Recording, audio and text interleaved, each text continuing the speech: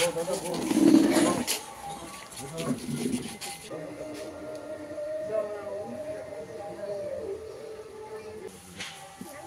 যাও যাও কিছু যাও যাই হোক যাও এই সময় তখন ঘরটা এদিকে আছে তারপরে তারা শিফট হয়েছে কিন্তু ওখানে দিনকে দিন আর মায়েরা তো আগল বয়স কত বৌদির একটা চেয়ার ধরে কেউ একদিন সামনে থেকে নিয়ে যাও আমি কথা পেয়ে আমি সেগুলো কথা পেয়ে হ্যাঁ বুঝতেছি ডাক্তার না দেখাইছিল না অনেক বছর আগে ওই যাকে দেখতে এসেছি তিনি অসুস্থ অনেকদিন যাবৎ আগের মতো ঘর থেকে বেরোতে পারেন না আমাদের এই এলাকার পার্টির নেতা পার্টি গড়ে তোলার ক্ষেত্রে প্রথম যে 2-4 জন ভূমিকা নিয়েছিলেন তিনি তাদের মধ্যে অন্যতম অত্যন্ত জনপ্রিয় ভালো মানুষ সৎ মানুষ স্বচ্ছ মানুষ রাজনীতি সিপিআইএম করলেও বিপদগ্রস্ত মানুষ দলমত নির্বিশেষে যারাই তার কাছে সাহায্যের জন্য আসতেন তিনি অকাতরে তার সাহায্যের হাত প্রসারিত তাকে দেখবার জন্য আগামী দিনের সাধারণ মানুষের জন্য কি বার্তা থাকবে ওই তো যে কথা বলছিলাম 18 বিধানসভা নির্বাচনে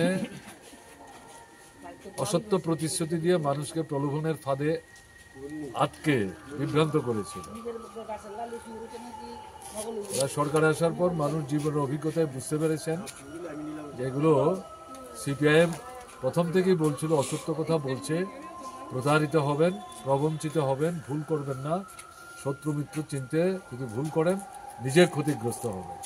1-1.5 বছরের ব্যবধানে মানুষকে বুঝতে শুরু করে 23 বিধানসভা নির্বাচনে প্রকৃত অর্থে তারা পরাস্ত হয়েছে তীব্রামথা যদি সেখানে প্রতারণা না করতো এরা সরকারি আসতে পারে এদের 39টা ভোটের হিসেব দেখিয়েছে তো প্রকৃত অর্থেরা ভোট পেয়েছে 20 থেকে 22টা বাকি ভোটগুলো প্রকৃত ভোটারদের ভোট দিতে না দিয়ে সেগুলো জবরদস্তি করে তাদের পক্ষেই ভোটটা দিয়েছে তারা জানে কাজেই এই কারণে এদের মধ্যে একটা ভীতি তৈরি হয়েছে আমাদের সভা সমাবেশ জমায়েত মিছিল মিটিং এগুলিকে এরা যতটা দাবিয়ে রাখতে পারে তার জন্য চেষ্টা করে এই তো কাল বাদে পরশু আমাদের রাজ্য সম্মেলন উপলক্ষে আগরতলার সমাবেশ একটার পর একটা মাঠ চাইছে কোনো মাঠই তারা দিতে চাইছে না কিন্তু তারপর আমরা সমাবেশ করবো তো মানুষকে তো আটকে রাখতে পারবেন না কেমন না মানুষের তো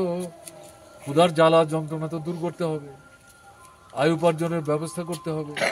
ছেলে মেয়েদের পড়াশোনার ব্যবস্থা করতে হবে হাসপাতালে চিকিৎসার সুযোগ চাই রোজগার চাই